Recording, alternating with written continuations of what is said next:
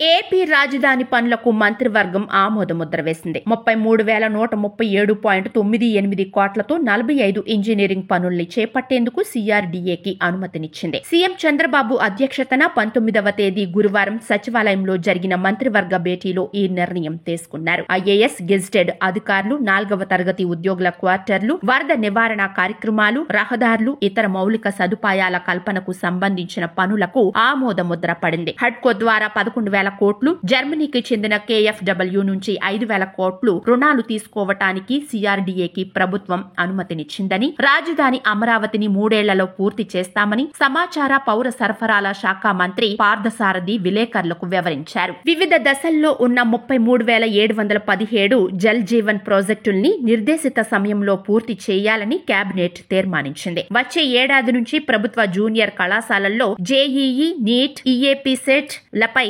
ప్రత్యేక శిక్షణ, MPC, BiPC విద్యార్థులకు పోటీ పరీక్షల మెటీరియల్, పిల్లల్లో నైతిక విలువలు పెంపొందించేందుకు ప్రత్యేక పుస్తకాలు, ఇంటర్ విద్యార్థులకు మధ్యాహ్న భోజన పథకం పునరుద్ధరణ, కేజీ నుంచి పీజీ వరకు విలువలతో కూడిన పాఠ్య ప్రణాళిక, వరద ముంపునకు గురైన ప్రాంతాల రైతులకు రుణాలు రీషెడ్యూల్ కు అనుమతి, గ్రామాల సబ్ డివిజన్ కు ఫీజు మినహాయింపు, 10,128 గ్రామాల్లో రీసర్వేకి ఆమోదం, మంగళగిరి ఎయిమ్స్ మరో 10 ఎకరాలు కేటాయింపు, ఎన్టీపీసీ ఏర్పాటు, తద్వారా 1.87 లక్షల కోట్ల పెట్టుబడులు, 20,620 కోట్ల ఆదాయం, 1.06 లక్షల ఉద్యోగ ఉపాధి అవకాశాలు, ధాన్యం దిగుమతి చేసుకోగానే సొమ్ము చెల్లింపు వంటి నిర్ణయాలు తీసుకొని ముందుకు వెళ్తున్నట్లు మంత్రి వివరించారు.